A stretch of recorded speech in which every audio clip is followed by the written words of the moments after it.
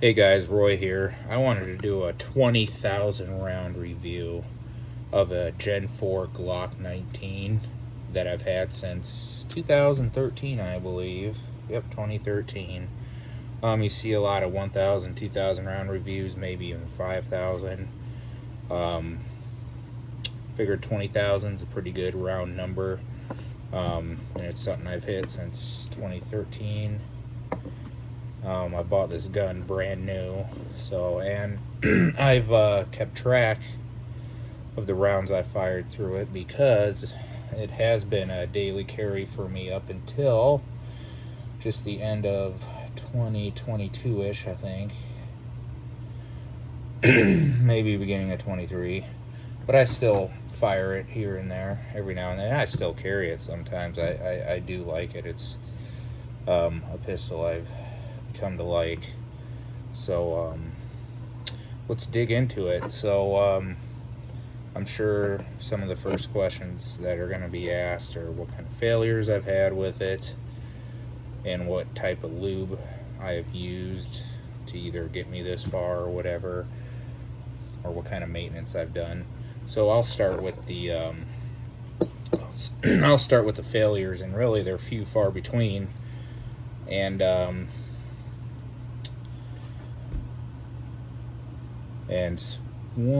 two of them, I think, can be possibly attributed to older ammo, and a parts replacement because I wore out my extractor kind of early. And actually I wore that out at, I wrote it down, or I changed it anyway, at 7,998 rounds. So that's when I changed it, because I noticed I was tracking, as I said, I track what I shoot through it, so I was tracking my failures. And I was starting to have failures to eject with it. I think I was hitting, what I hit 4, so I have 4 here, or I have 4, and then I have a 5th one listed.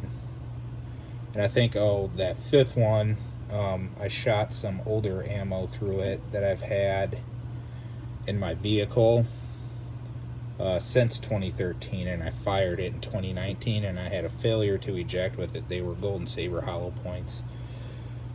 So I had one failure to eject out of, I think, 15 rounds, and that was a magazine that stayed in my truck loaded since 2013.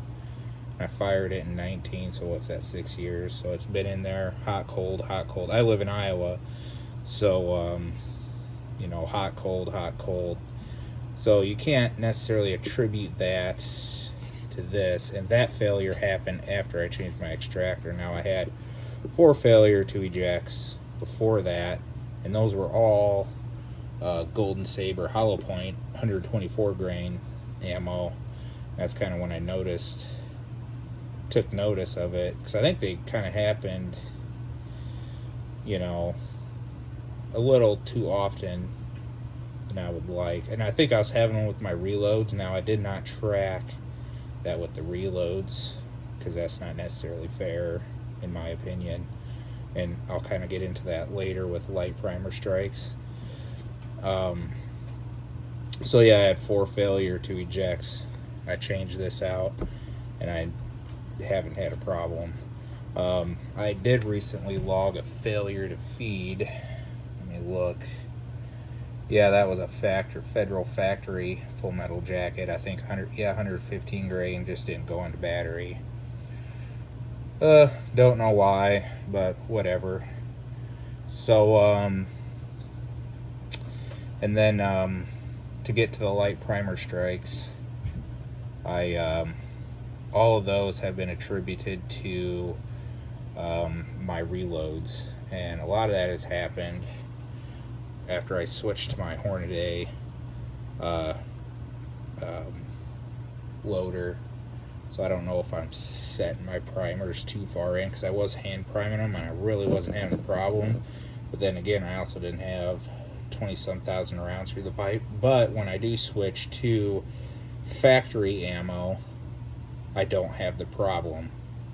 And the only time I had the problem that I've logged is when I shot the Winchester 9mm NATO. the 124 grain. And I had 2 light primer strikes on them. So I'm gonna possibly look into that, maybe shoot more factory ammo. I know that's like military grade, whatever. So I don't know, it's weird when I go to any other ammo, factory ammo, even my carry ammo, not a problem. Switch to my reloads, and I can have it. You know, I can have 2 or 3 in a magazine. So I'm not keeping track of those because I know those are my reloads. Now, if I was doing it with factory, of course I'll track it. But so all in all, as far as failures, I'd almost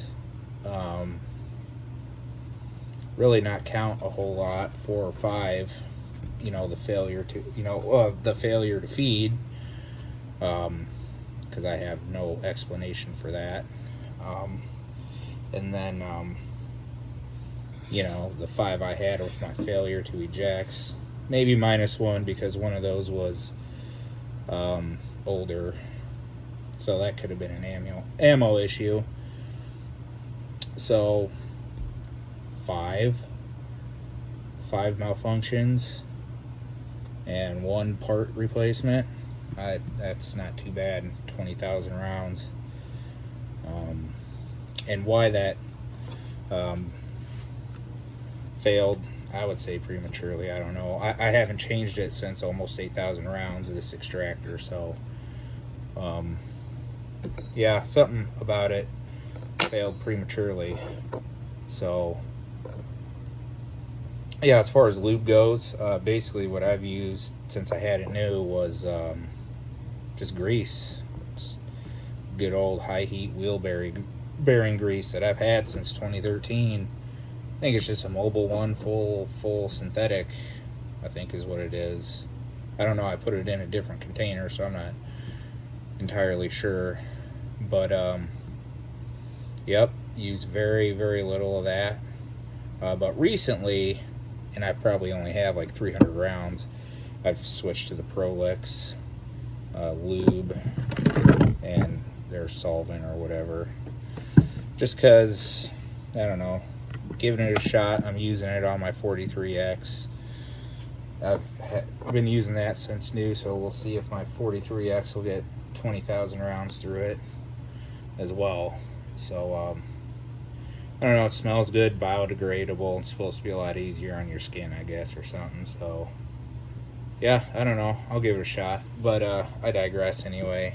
So 20,000 rounds, you know, lube wise, I don't think that mattered much. I mean, she's still just as smooth with the Prolix as she is with the grease. So to get to cosmetics here, you might be able to see some scrapes on it, possibly on the fronts, on the sides, you know, right there. I'll have some on the back. Now, I sweat like a pig. No rust pits or anything. So I would say this is holding up really well. I mean, I sweat on this side, so you can tell there's no, and I sweat on this thing.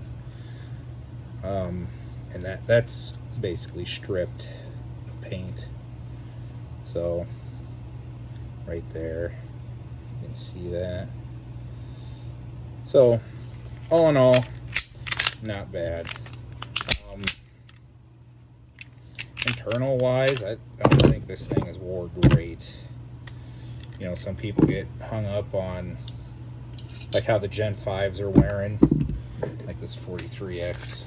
It's a Gen 5. I got just over 3,000 rounds. I know this isn't a 19, but you got the Glock smile there. Whatever. It's not a big deal to me.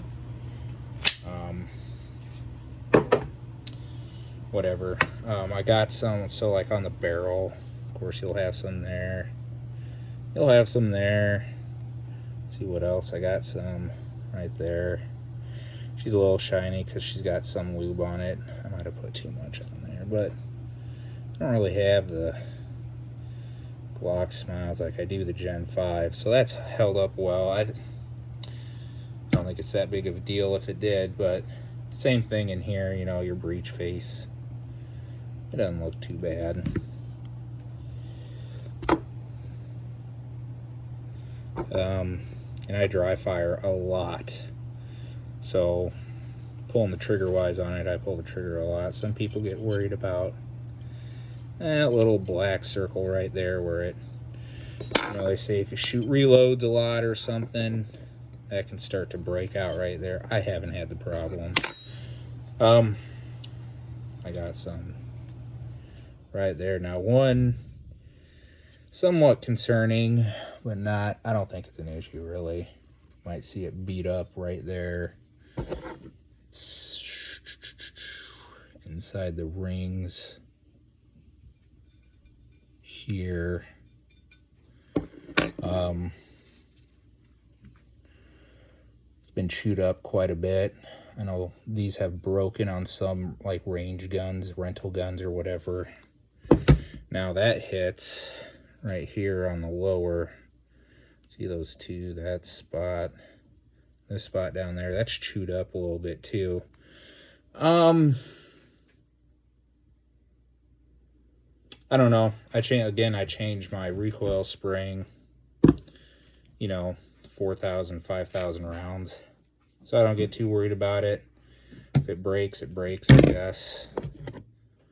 I don't see it being a big deal.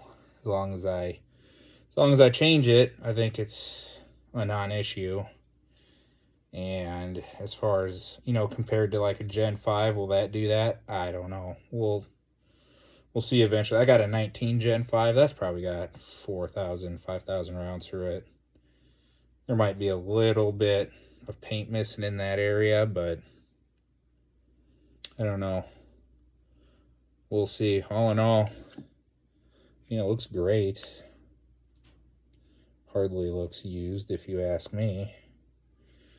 I cleaned it quite often, especially for a while. That's a whole military thing. But lately, I wouldn't say I've gotten lazy, but like I'll go a couple hundred and not clean them just because I got a lot going on or whatever. So every couple hundred rounds, I mean, I've gone, I think, 800 rounds through this one without cleaning it, doing some self-defense classes. So, you know, after a long day, I don't want to clean it. So, I mean, you can go quite a long, they've been proven to go a long time without some maintenance on it. So all in all, I think it's done good. It shoots well. The trigger has smoothed out really nice. It feels like a Gen 5 trigger. It didn't when it was new, but you know, between dry fire and live rounds, it's done great. So yeah, hope you guys enjoyed the video.